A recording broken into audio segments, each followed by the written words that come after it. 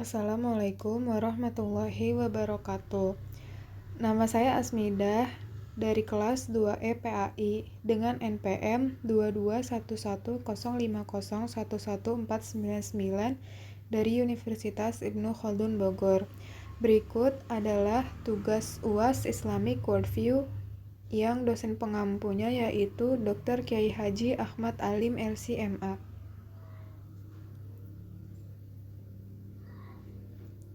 Yang pertama adalah materi konsep kebenaran absolut. Kita harus mengenal konsep kebenaran supaya tidak rancu dan menyebabkan keraguan dan menganggap kebenaran bersifat relatif bukan absolut. Tujuan kita berilmu adalah mencapai kebenaran, dan jika sudah di dalam kebenaran, maka akan mendapat suatu kepastian. Ukuran kebenaran adalah apa yang dikatakan Allah dan apa yang dibawa oleh Rasulullah SAW. Dari Quran Surah Al-Baqarah ayat 42, Bismillahirrahmanirrahim. Wala talbisul haqqa bil batili wala taktumul haqqa wa antum ta'lamun. Dan janganlah kamu campur adukan yang hak dengan yang batil, dan janganlah kamu sembunyikan yang hak itu sedang kamu mengetahui. Doa Abu Bakar pada akhir khutbah Jumat yaitu Allahumma arinal haqqa haqqa warzuqna ittiba'ah wa arinal batila batila warzuqna ijtinabah, yang artinya, ya Allah, tunjukkanlah kepada kami yang benar itu benar, dan bantulah kami untuk mengikutinya. Dan tunjukkanlah kepada kami yang batil itu batil, dan bantulah kami untuk menjauhinya. Akal, wahyu, dan kebenaran itu saling berintegrasi. Realitas kebenaran dalam Islam itu harus mencakup pandangan dunia dan akhirat. Keyakinan itu ada 3 tingkat. Yang pertama, ilmu yakin, yaitu keyakinan yang didapat dari sesuatu yang dia dengar.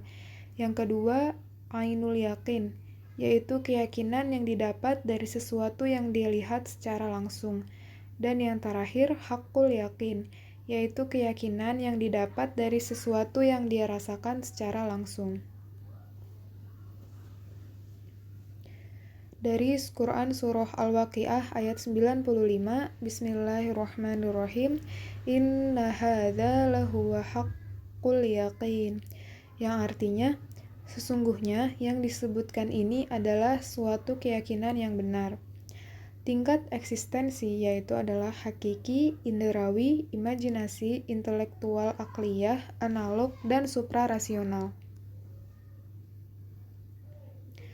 Lalu ada doa setelah tahajud, walakal hamdu antal haqqu wa wa'adukal haqqu wa liqa'uka haqqu wa qawluka haqqu wal jannatu haqqu wan naru haqqu wan nabiyyuna haqqu wa Muhammadun sallallahu alaihi wasallam haqqu was sa'atu haqqu, yang artinya, segala puji bagimu, engkau maha benar, janjimu benar, pertemuan denganmu kelak itu benar, firmanmu benar adanya, surga itu nyata, neraka pun demikian. Para nabi itu benar, demikian pula Nabi Muhammad SAW itu benar. Hari kiamat itu benar. Materi yang kedua yaitu filtrasi penjajahan pemikiran. Batasan waktu, tempat, dan tidak pernah mati ditelan masa. Itu adalah tantangan pemikiran. Salah satu tantangan pemikiran kontemporer yakni masuknya pemikiran-pemikiran dari luaran Islam. Pemahaman dan pemikiran itu merasuk ke dalam dunia Islam yang kemudian menjajah atau mensyubhatkan, yaitu diantaranya. Yang pertama, tantangan peradaban Barat. Jadi, setelah komunis runtuh, tantangan terbesar dan tersulit datang di tengah umat Islam adalah peradaban Barat. Bahkan sebenarnya itu adalah peradaban yang diperbaharui, yaitu peradaban Yunani dan Romawi. Kemudian mewariskan politik, gaya hidup, budaya seni, dan seterusnya, di mana budaya ini bersifat idealistik, materialistik, yang meraih kesenangan materi tanpa mengikat diri dengan yang namanya agama. Keturunannya banyak dari munculnya sekularisasi atau sekulerisme yang memisahkan agama dengan kehidupan, pendidikan, politik, ekonomi, dan seterusnya. Dengan demikian, peradaban itu hanya menjunjung tinggi kehidupan materi duniawi yang sifatnya pragmatis, atau bahkan ateisme yang tidak percaya Tuhan sama sekali, yang tidak melibatkan atau percaya terhadap agama. Jika sekulerisme hanya memisahkan, ateisme itu menonaktifkan Tuhan yang bahkan lebih dari itu. Selanjutnya yang kedua yaitu orientalisme. Datang dari barat dan mereka mengkaji tentang keislaman. Mereka ingin mengetahui seluk-beluk Islam. Kemudian itu dilakukan pengkajian-pengkajian sejak lama. Sebenarnya tujuan mereka bukan untuk masuk Islam, tetapi ingin menghancurkan atau menaklukkan Islam dari dalam. Walaupun sebagian ada yang mempelajari Islam untuk sekedar kepentingan ilmu pengetahuan, tetapi itu minoritas. Yang banyak selain sebagian itu mencari titik lemah Islam dan untuk kepentingan penjajahan. Untuk mengendalikan dunia itu ada beberapa teori. Yang menguasai pertama adalah peperangan. Hal ini menjadi strategi kuat oleh para penjajah karena dengan menaklukkan dengan senjata, maka suatu negara bisa dikuasai. Tetapi terkadang ini tidak efektif. Menguasai dengan fisik dan dengan berbagai macam teknologi canggih akan menjadi pro kontra dan melebar kasusnya. Contoh kasus sederhana yaitu Rusia melawan Ukraina. Kemudian ada lagi dari gaya hidup, budaya, tontonan, atau dari lingkungan juga berpengaruh untuk dijajah pemikiran.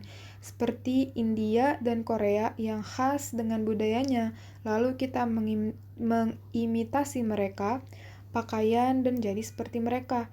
Gaya hidup dan budaya pun dibuat sama dengan mereka. Tetapi ada yang bisa menaklukkan yang sifatnya abadi, yaitu risalah. Maka dengan risalah dan dakwah, Islam menjadi pilar yang rahmatan lil alamin, bukan untuk merusak tetapi untuk membangun, bukan untuk merobohkan tetapi untuk meninggikan, itulah risalah. Makanya, orientalis itu mengkaji hadis-hadis Rasulullah SAW. Salah satu produk orientalis yang masih ada sampai sekarang yaitu kitab hadis kumpulan yang berjudul Mu'jam al-Mufahros lil Alfaz al-Hadis an-Nabawi. Zaman itu belum ada teknologi canggih, tetapi bayangkan orientalis mempelajari semua pemahaman hadis untuk mensyubhatkan atau menaklukkan Islam dari kaum muslimin. Yang ketiga, ada liberalisasi pemikiran studi Islam. Ini sekarang dilakukan oleh kelompok itu seperti emansipasi wanita, keadilan, HAM, dan sebagainya, lalu diubah model studinya dengan metode barat. Kemudian kebenaran dikatakan relatif dan mencampur adukan agama. Dengan adanya liberalisasi dan pluralisme, maka muncullah syubhat. Jadi intinya, penjajahan pemikiran luar atau harokatu tasyrik yang mensyubhatkan Islam itu wajib diwaspadai atau dengan kata lain diabolisme pemikiran. Materi berikutnya yaitu diabolisme pemikiran. Diabolisme adalah pemikiran, watak, dan perilaku seperti iblis ataupun pengabdian kepadanya. Kita harus mengerti hakikat dari diabolisme supaya kita mengetahui tentang keburukan dan bisa menghindari keburukan tersebut. Dari hadis riwayat Bukhari yang artinya Hudzaifah ibnul Yaman mengatakan, orang-orang bertanya Rasulullah SAW tentang kebaikan, sedang aku bertanya beliau tentang keburukan karena khawatir jangan-jangan aku terkena keburukan itu sendiri. Lalu ada Quran surat An-Nahl ayat 63, fazayyana lahumus syaitanu a'malahum fahuwa waliyuhum. Tetapi syaitan menjadikan umat-umat itu memandang baik perbuatan mereka yang buruk, maka syaitan menjadi pemimpin mereka. Orang tersesat itu karena 3 faktor. Yang pertama karena syahwatnya. Ada syahwat terbagi lagi. Yang pertama, syahwat segala hal yang diingini manusia. Contohnya nafsu. Kalau tidak bisa dikontrol, maka akan berakhir pada zina.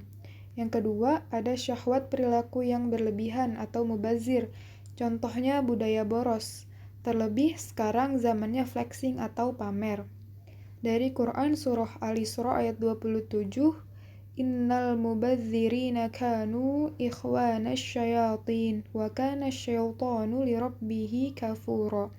Yang artinya, sesungguhnya pemboros-pemboros itu adalah saudara-saudara syaitan, dan syaitan itu adalah sangat ingkar kepada Tuhannya. Quran Surah Ali Imran ayat 14, Zuyyina linnasi hubbus syahawati minan nisa'i wal nabina wal qanatiril muqantarah minaz zahabi wal fiddati wal khablil musawwamati wal an'ami wal harth.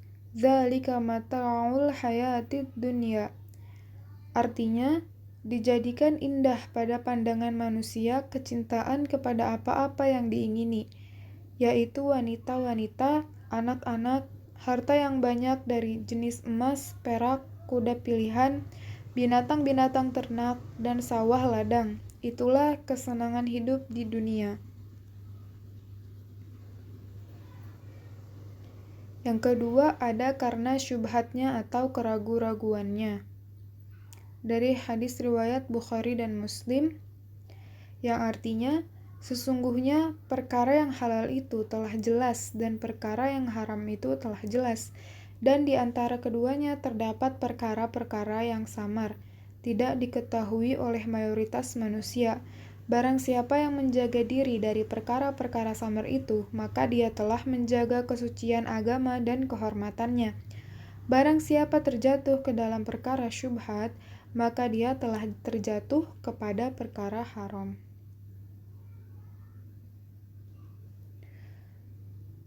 Contoh bentuknya yaitu ada orientalisme.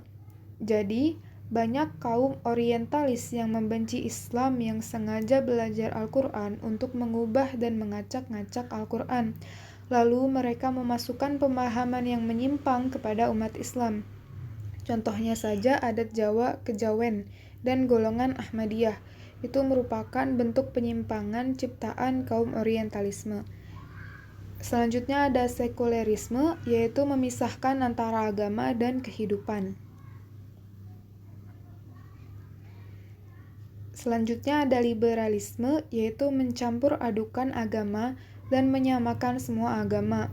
Padahal dalam Islam konsepnya adalah lakum dinukum waliyadin, untukmu agamamu dan untukku agamaku. Quran Surah Al-Kafirun ayat 6.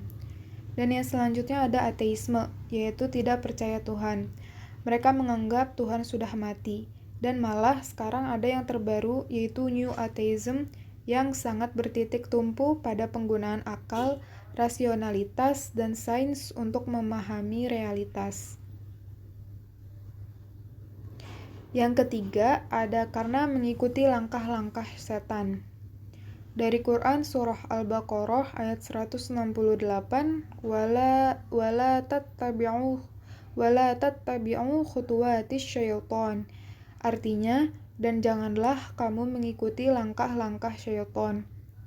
Senantiasa berdoa kepada Allah dan berzikir pagi petang karena waswas itu datang dibisikkan dari syaitan. Alladzi yuwaswisu fi sudurin nas, yang membisikkan kejahatan ke dalam dada manusia. Quran Surah An-Nas ayat 5. Materi selanjutnya yaitu konsep kebahagiaan 1. Rata-rata orang hanya bertumpu pada materi sebagai ukuran kebahagiaan, padahal realitanya banyak orang yang tercukupi secara materi tetapi stres. Kesimpulannya, kebahagiaan tidak diperoleh dari materi fisik. Hakikat asli kebahagiaan dalam Islam yang pertama, beriman. Iman itu keyakinan dan cahaya seseorang. Iman akan membuat seseorang berzikir. Yang kedua, ketenangan hati.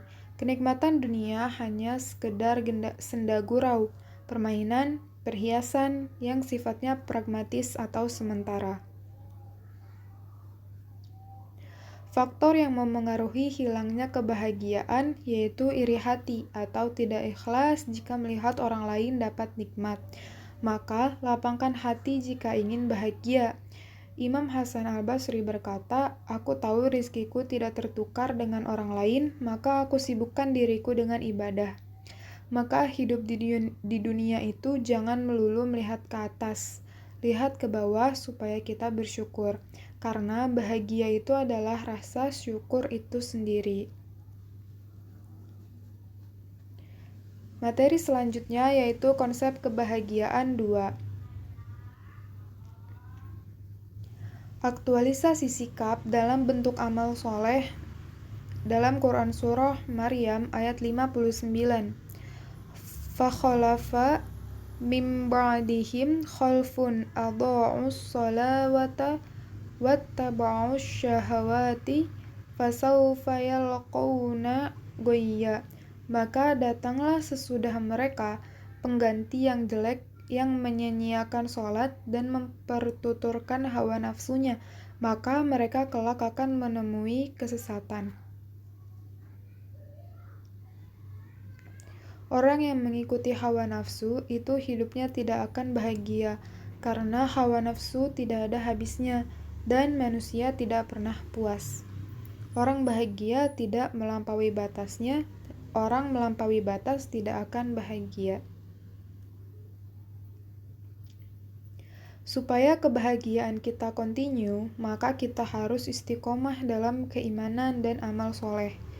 Dalam Quran Surah Yunus ayat 62, Ala inna awliya Allahi la khawfun alaihim wa la hum yahzanun. Ingatlah, sesungguhnya wali-wali Allah itu tidak ada kekhawatiran terhadap mereka dan tidak pula mereka bersedih hati. Materi selanjutnya yaitu alam ghaib. Di dalam Al-Quran ada alam ghaib dan alam syahadah. Yang pertama, alam ghaib artinya adalah alam yang tidak bisa tampak oleh panca indera kita dan kita harusnya yakin itu pun juga ada. Dan yang kedua ada alam syahadah, yaitu alam tampak di sekeliling kita. Dua-duanya kita diminta untuk mengimaninya karena itu adalah ciptaan Allah Subhanahu wa taala. Alam yang tidak tampak dalam diri kita adalah alam gaib. Sebuah keyakinan harus dituntun dengan jalan yang benar yang disebutkan dalam Al-Quran. Kewajiban utama seorang mukmin yaitu beriman terhadap alam yang gaib. Mukmin juga harus menjauhi larangan-larangan Allah supaya terhindar dari azab. Perlu diketahui, di dalam kehidupan kita ini ada yang disebut dengan al-bash. Artinya adalah kebangkitan manusia setelah dimatikan oleh Allah. Sebagai mukmin, dalam meraih surga Allah hendaklah berlomba-lomba. Maka dari itu kita harus istiqomah dalam beribadah. Materi selanjutnya yaitu pilar kebangkitan peradaban. Dalam hadis sahabat yang meriwayatkan dari Nabi SAW, hadis ini dari Amr bin Syu'aib dari ayahnya, kemudian dari kakeknya dari Rasulullah SAW. Awal kebaikan umat ini yaitu pada keyakinan dan zuhud, dan awal rusaknya umat ini itu adalah bakhil atau kikir dan angan-angan panjang. Nabi SAW mengingatkan dua kunci penting di dalam kehidupan umat Islam. Umat Islam dimenangkan oleh Allah Subhanahu wa Ta'ala dan diberkahi dalam urusannya disebabkan karena dua perkara, yaitu yang pertama, yakin. Yakin kepada Allah, yakin kepada pertolongan Allah, yakin terhadap balasan Allah, yakin terhadap urusan akhiratnya. Yang kedua, zuhud. Zuhud itu artinya orang yang meletakkan dunia itu sampai telapak tangannya saja, tetapi tidak dimasukkan ke dalam kerongkongan ataupun di dalam ruang hatinya. Penyebab kerusakan umat Islam itu karena sifatnya yang cinta dunia, yang menyebabkan ia bakhil dan panjang angan-angannya, sehingga dia lalai dalam kehidupan dunia dan menjadi rusak agamanya dan akhiratnya. Yakin itu dalam Al-Quran memiliki 3 tingkatan. Yang pertama, ilmu yakin. Ilmu yakin yaitu pada tataran konsep sehingga dia yakin ilmu yang benar itu akan mendatangi keyakinan. Jika orang memiliki ilmu yakin, tingkatannya akan naik ke ainul yakin. Ainul yakin. Ainul yakin yaitu keyakinan yang kita lihat. Jika orang yang mempunyai keyakinan di dalam hati, maka dia akan melihat bukti dari keyakinan tadi. Jika tidak hanya sekedar yakin, tetapi melihat dengan tanda-tanda kebesaran Allah. Jika orang memiliki ainul yakin, tingkatannya akan naik ke haqqul yakin. Haqqul yakin.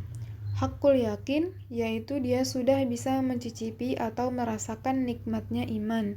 Jadi haqqul yakin itu adalah tingkatan keimanan yang paling tinggi. Dalam surah At-Takasur dijelaskan 3 tingkatan itu. Allah Subhanahu wa Ta'ala berfirman, Alhaakumut takatsur hatta zurtumul maqabir kalla sawfa ta'lamun summa kalla sawfa ta'lamun kalla law ta'lamuna ilmal yaqin. Bermegah-megahan telah melalaikan kamu sampai kamu masuk ke dalam kubur. Sekali-kali tidak, kelak kamu akan mengetahui akibat perbuatanmu itu. Kemudian sekali-kali tidak, kelak kamu akan mengetahui. Sekali-kali tidak, sekiranya kamu mengetahui dengan pasti. Sekian paparan materi dari saya, kurang lebihnya mohon maaf. Wassalamualaikum warahmatullahi wabarakatuh.